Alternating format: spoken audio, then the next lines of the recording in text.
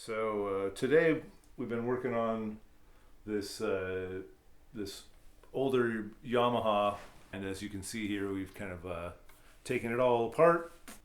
A normal Stratocaster comes with a 5-way switch, so you have 3 pickups, 5 different settings, and the setup that we're going to do is going to add 4 more settings to that standard Stratocaster layout.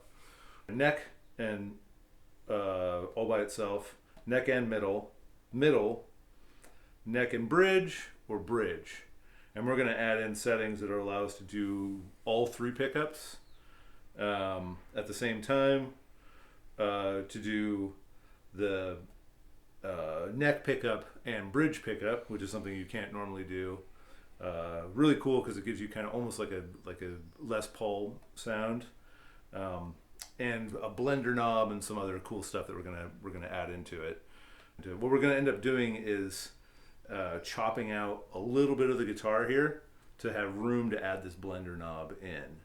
So so Dave Ward over here has took the shape of this this pick guard here, brought it into SolidWorks, and we're going to try some different materials for a bridge, maybe a wood or a different plastic or any number of things. So the first step I did was real simple. I just put the pick guard on a piece of paper and took a dull pencil and drew around it and marked everything, fairly heavy lines, and then put that in a scanner so that I could bring it into digital programming and start working on it.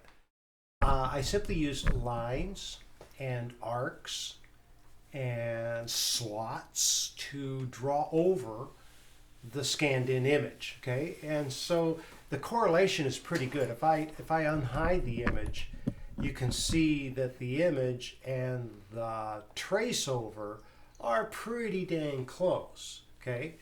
So at this point, our pickguard is ready to export. I have to make some changes to the initial program just to make the cut happen. I also did 3 passes, so that means it retraces the images the vector file 3 times in order that it cuts all the way through. And I find that that's necessary because otherwise I've got to punch these parts out instead of them just popping out. Here's the actual pickguard, and here's my first cutout.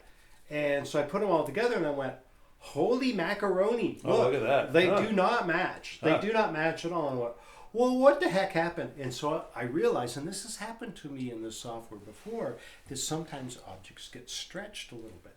So by looking at the comparison differences and taking a little measurement on that, I changed the image on the screen by shrinking it down a little bit and shrinking it a little bit this way.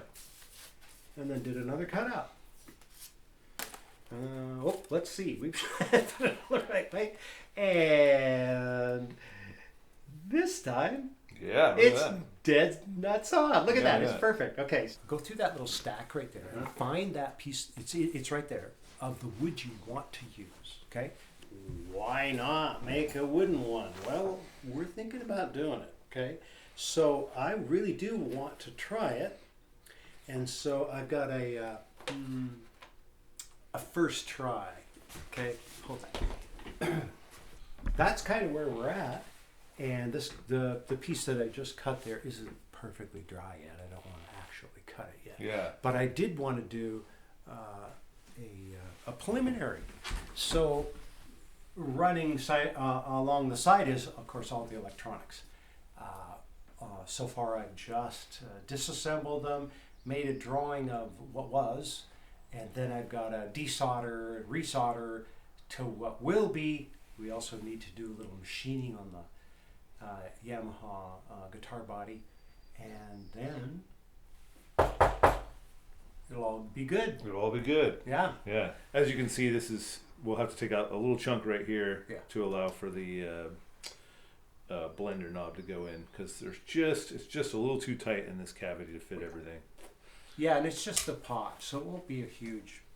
Yeah, it shouldn't be a huge. Exactly, you could just about the size of a quarter. Like I'm probably going to use a Forstner bit on that, and then create a tunnel between the two just for the wires. Yep. Oh yeah, good thinking. Yeah, of course. Right on. Well, thanks, Dave. You're welcome, Yeah. sir. Any old time.